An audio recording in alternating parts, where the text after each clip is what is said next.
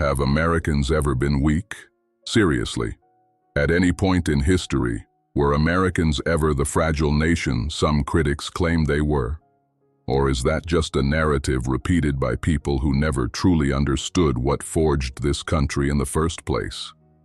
Because in 1918, in the middle of the deadliest war the world had ever seen, one quiet farmer from Tennessee answered that question in a way no speech ever could.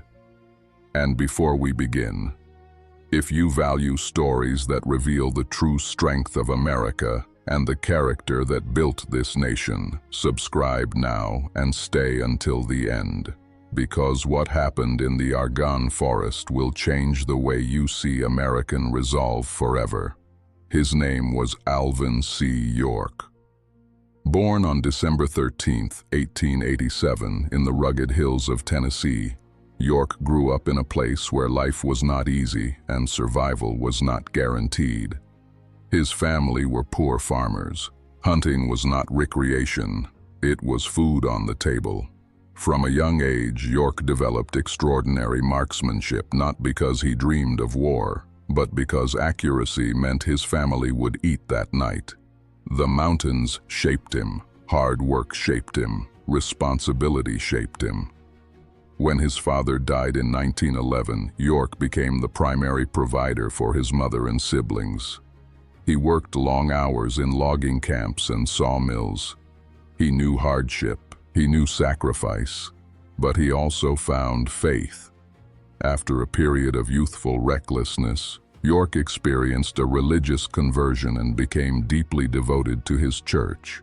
When Europe exploded into World War I in 1914, it felt distant. But in 1917, when the United States entered the war, distance disappeared. York did not want to fight. His faith troubled him. He even applied for conscientious objector status. But after discussions with his commanders and deep personal reflection, he came to believe that defending his country and protecting others could align with his faith. So he trained, he sailed to France, and he stepped into history. On October 8, 1918, during the Meuse-Argonne offensive, one of the largest operations involving American forces in World War I, York's unit was tasked with taking out German machine gun positions that were devastating Allied troops. The forest was chaos, mud, smoke, screams, machine gun fire tearing through trees and men alike.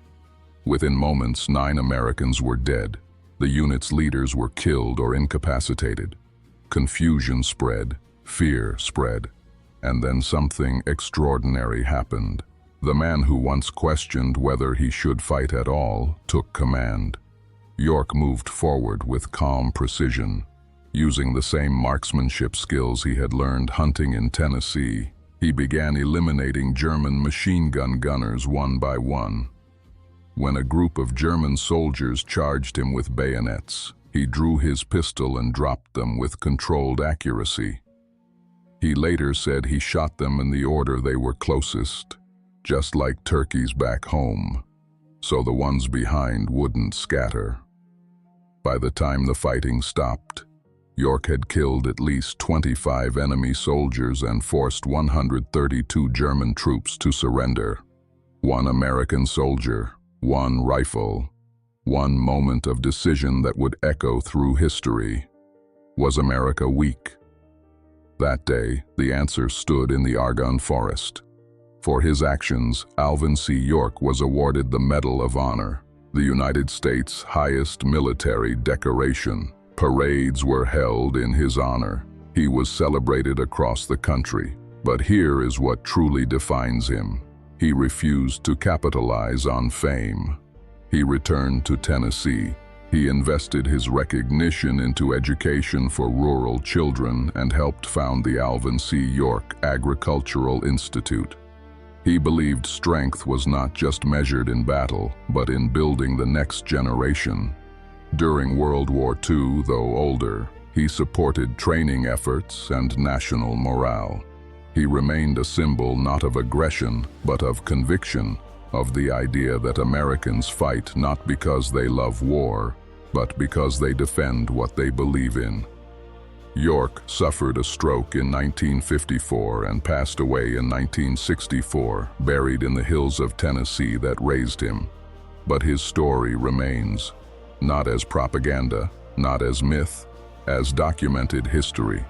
So the next time someone asks whether Americans are soft, whether the nation has lost its edge, remember the farmer who didn't even want to fight, and yet captured 132 enemy soldiers in one of the bloodiest conflicts the world had ever known. America was not built by comfort. It was built by ordinary people who rise when history demands it. If this story reminded you of the resilience, sacrifice, and courage that shaped this nation, share this video. Leave a comment with your thoughts on American strength through history, and subscribe for more stories that reveal the character behind the flag. Because sometimes the loudest answer to doubt is history itself.